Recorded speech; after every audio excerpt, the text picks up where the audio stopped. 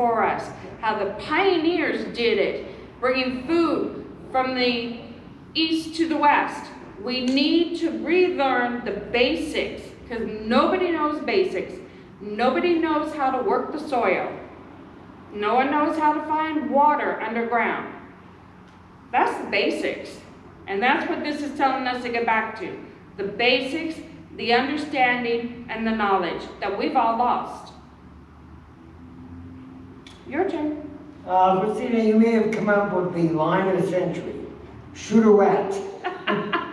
Well, there's so many of them. I just thought I'd tell you that line will, Live on. Shooterette and eat. Amen, brother. Amen. Well, that's what they ate back in the day. I know. I'm just saying it's a great line, and I think it's fair to say you made your point. Yeah. The parable of the talents. For it will be like a man going on a journey, who called his servants and entrusted to them his property. To one he gave 5 talents, to another 2, to another 1, to each according to his ability. Then he went away. He who had received the 5 talents went at once and traded with them, and he made 5 talents more. So also he who had the 2 talents made 2 talents more. But he who had received the 1 talent went and dug in the ground and hid his master's money. Now after a long time the master of those servants came and settled accounts with them.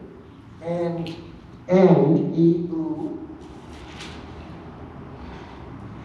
had received the 5 talents came forward bringing 5 talents more, saying, Master, you delivered to me 5 talents.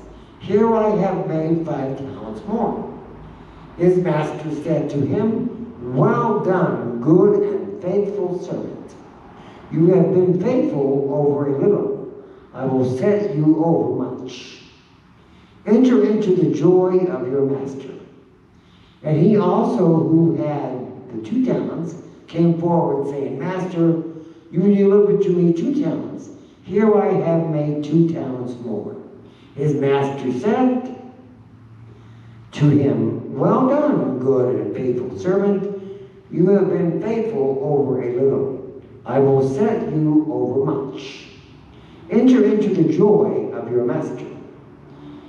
He also who had received the 1 talent came forward, saying, Master, I know you to be a hard man, reaping where you did not sow, and gathering where you did not scatter no seed, where you scattered no seed.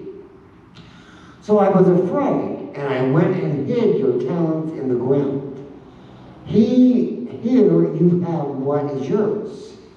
But his master answered him, You wicked and slothful servant.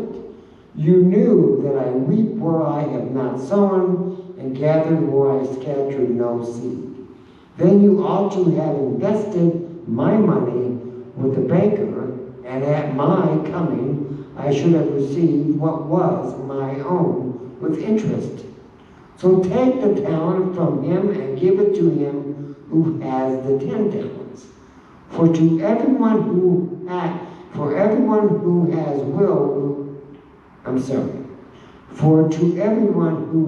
will more be given, and he will have an abundance. But from the one who has not, even what he has will be taken away. And cast the worthless servant into the outer darkness. In that place there will be weeping and gnashing of teeth. Now, this is very interesting to me because, if this was a court of law, you can make a case that I think the master is overreacting. But he's not actually overreacting. What would have been interesting if the man had invested and lost, would the master have forgiven him? From the point of Scripture, yes, he would have. The problem here for the servants who received, they were told what to do. They were told. There was no subtlety here. Invest. Make more money. Now, as I say, if the man had lost the investment and the master still got mad, that would be a different case. But that's not the case here. The man did nothing. Nothing. And that's why the master is outraged. He wanted action. He wanted something done. So that's how I view it. That's how I view it. Is that what you have been given as talents, you're supposed to use. Whatever your talents are. Subtle or obvious. Use your talents. Christina? No, I get it, and a lot of people may not know what their talent is, but if you really search your heart and soul, you will find what your talent is. And you know, it may be as simple as helping out a friend emotionally, and you might find that you're really good at just listening to people or speaking wisely to people that doesn't insult them and put them down. You aren't easy to anger, so when someone's coming up at you and they're yelling and screaming and you know they're about to go off, and you stay calm and collected and you're able to talk to them. Those are all talents that we overlook in today's society, but those are talents that you know most people don't have.